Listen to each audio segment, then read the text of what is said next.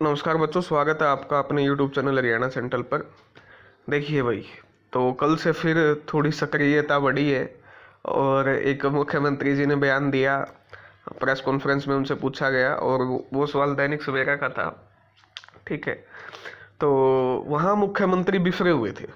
ठीक है, और जो मुख्यमंत्री ने बयान दिया फिर उसके अपने अपने जो हैं वो कयास लगाए जा रहे हैं, नतीजे लगाए जा रहे हैं कि मुख्यमंत्री ने ऐसा क्यों कहा। और कल से ही मेरे पास लगातार फ़ोन और मैसेजेस आ रहे हैं कि वीडियो क्यों नहीं बनाई। ठीक है, तो सबसे पहली बात, मैं साहब को सीरियस लेना जिसने शुरू कर दिया इसका मतलब वो फिर उसमें नहीं है, अपने होशोवास में नहीं है। साहब तो पता नहीं क्या क्या कहेंगे। साहब का सारा कहा हुआ तुम मान लोगे। साहब ने जो वीडियो आपने भी देख ली होगी, मैंने भी देख ली। साहब ने कहा कि कुछ लोग भर्ती को रुकवाना चाहते हैं, कैंसल गैंग बोला। ठीक है, तो कड़े शब्दों में निंदा करता हूँ मैं। मुख्यमंत्री इतने बड़े पद पे होके ऐसे शब्दों का प्रयोग करते हैं, और ये पहली दफ़ा नहीं है, इन्होंने पहले भी ऐसे कहा है। कैंसल गैंग है, और हाईकोर्ट, उसके बाद उन्होंने हाईकोर्ट जज साहब पे इतनी बड़ी टिप्पणी की है और सवाल उठाया है कि वैसे ही हमको 4 बड़े अक्षरों में कहा STA स्टे दे देते हैं। इसका मतलब उनको जुडिशरी पे विश्वास नहीं है। जज साहब पे उन्होंने सवाल उठाया, और ये पहली दफ़ा नहीं है, उससे पहले भी ये कह चुके हैं कि एक जज के माथे में दिक्कत है, ठीक कर देंगे। बाद में मीडिया वाले को बुला के कहते हैं कि माफ़ी, मेरी जबान फिसल गई, मुझे माफ़ी दे दो, गलती होगी मुझसे। इनके जो ऐसे ही है इनका सिस्टम, इसका कोई वो नहीं है, महत्व नहीं है, ना कोई औचित्य है। उसको पता ही नहीं कहाँ क्या बोलना है। वहाँ आसी आए हुए थे यहाँ एक गांव में, वहाँ बोल देते हैं कि तुझे चांद पे भेज देंगे अगली बार, एक महिला को। तो इनका कोई सतर नहीं है। ठीक है, ना ही इनको पता है किसके साथ क्या बोलना है, ना इनका सतर है। तो इन्होंने जो कल बोला, वो बोला कि जज जानबूझ के स्टे दे देते हैं। ठीक है, और एक गैंग है जो भर्ती रुकवाओ गैंग है। अब इनको कौन समझाए कि कोर्ट में जो जज जाते हैं वो मेहनत करके जाते हैं, ना कि भ्रष्टाचार से जाते हैं। ठीक है, और अगर जज पे इतनी बड़ी टिप्पणी करोगे तो कल को वो भर्ती को भी रद्द कर देंगे। इतनी बड़ी टिप्पणी अगर जज को कर रहे हैं, ठीक है, और उसके बाद ऐसे ऐसे 4 बड़े अक्षरों में STA बोलते हैं और जुडिशरी पर सवाल उठाते हैं, तो कल को ये भर्ती रद्द भी हो जाएगी। मुझे तो लगता है ये साजिश ही है, ये साहब की साजिश ही है कि जुडिशरी के खिलाफ बोलना है, और उसके बाद जज इतने, मतलब इतनी बड़ी टिप्पणी की है, उससे अपने आप ही क्या हो जाए, भर्ती रद्द हो जाए। क्योंकि कल ही मेरे मतलब काफ़ी सारे वकीलों से बात हुई, देखा काफ़ी ज़्यादा रोष है इस चीज़ में। ठीक है, अदालत पे जो सवाल उठाया गया है। ठीक है, क्योंकि वकील अपनी मेहनत करके जाते हैं, और जुडिशरी ऐसे ही कोई केस एक्सेप्ट नहीं होता जुडिशरी में। ठीक है, या इतने महीनों से केस चल रहा है, कोई 3 महीनों से कोई केस, कोई किसी की जज साहब की आंख पे पट्टी नहीं लगी हुई। और उसके बाद चलो जज साहब के तो मुख्यमंत्री ने कह दिया आंख के पट्टी लगी हुई है, वो पर इनके भी तो वकील थे, इनके भी तो वकील है। इनके वकील ने प्रूव क्यों नहीं किया कि ये सब चीज़ झूठी है? इनके वकील ने प्रूव किया क्या सब चीज़ झूठी है? शर्म आनी चाहिए मुख्यमंत्री साहब को कि इतने घटिया बयानबाजी वो करते हैं। इनके भी तो वकील लड़ रहे हैं, इनके भी तो एजी लड़ रहे हैं। एजी ने जज साहब को बोला कि ये झूठे हैं? कुछ नहीं बोला, क्योंकि मुख्यमंत्री को कुछ नहीं पता। मुख्यमंत्री को जो लिख के दिया जाता है, सच्चाई नहीं लिख के दी जाती। मुख्यमंत्री को जो लिख के दे दिया ना इनके सिपा सलाहकारों ने, उसके बाद वही बोलते हैं। इनको लिख के दे दिया, गाड़ी लिख के दे दी होगी ना मुख्यमंत्री को पर्ची पे, तो वो भी बोल देंगे। ठीक है, तो वहाँ देखा नहीं आपने, वो बीच में पूछ रहे हैं कब की डेट लगी, कब की डेट लगी है। ठीक है, तो ये सिर्फ जुडिशरी पे एक हमला किया है मुख्यमंत्री साहब ने। कल मेरी एडवोकेट से बात हुई थी, इस चीज़ को भी संज्ञान में लिया जाएगा, फिर से माफ़ी मांगेंगे। मैं दिखा दूंगा तुमको, आदत है भाई इनकी, कल फिर माफ़ी मांगेंगे। और मुख्यमंत्री को ये बात नहीं पता 7800 जो है वो फर्जी निकले। वो आपका डाटा हमने तो जारी किया नहीं, वो आपने जारी किया 7800 का डाटा।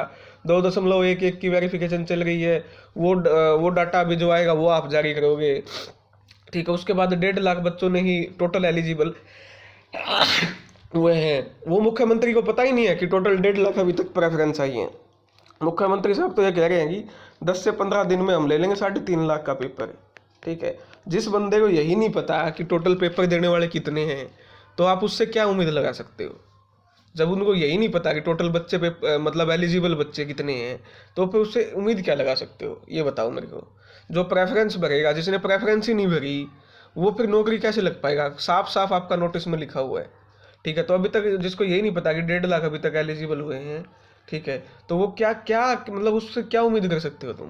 कर सकते हो भाई? कोई उम्मीद नहीं कर सकते। और जो ये गलतियां हैं, ये गलतियां किन्हीं उसने नहीं की है, बच्चों ने। और उसके बाद देखो 41 क्वेश्चन पे क्या कहते हैं, कहते हैं 41 क्वेश्चन रिपीट हो गया, हमारी क्या गलती?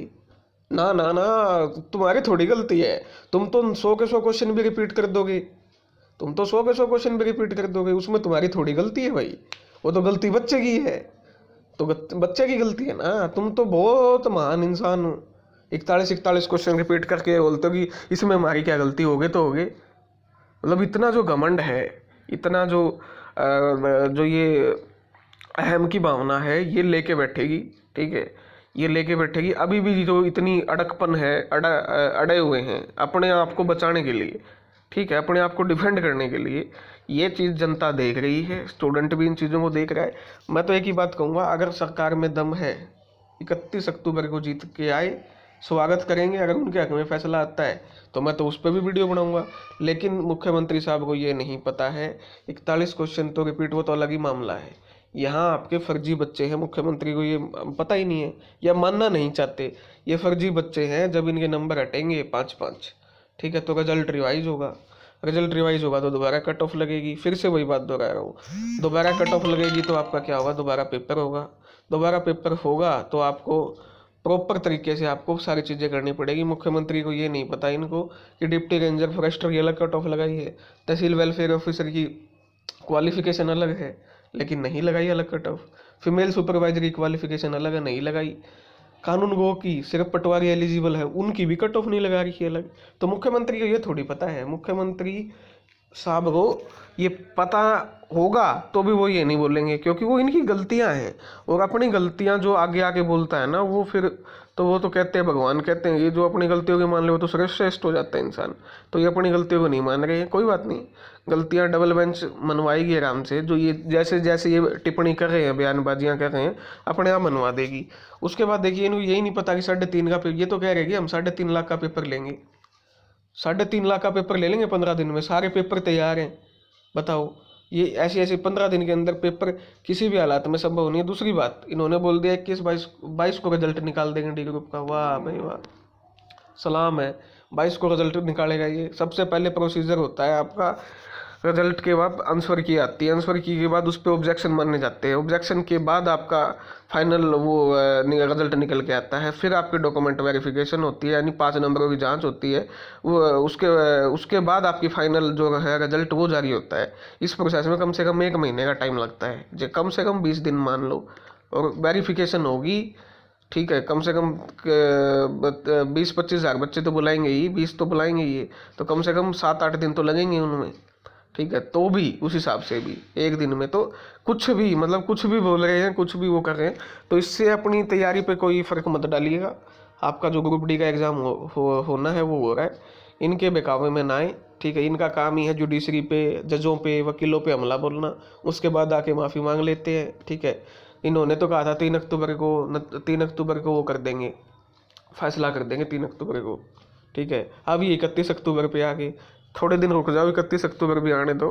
31 अक्टूबर के बाद ये बोलेंगे कि आगे कर देंगे, बोलना इनका काम है, ठीक है।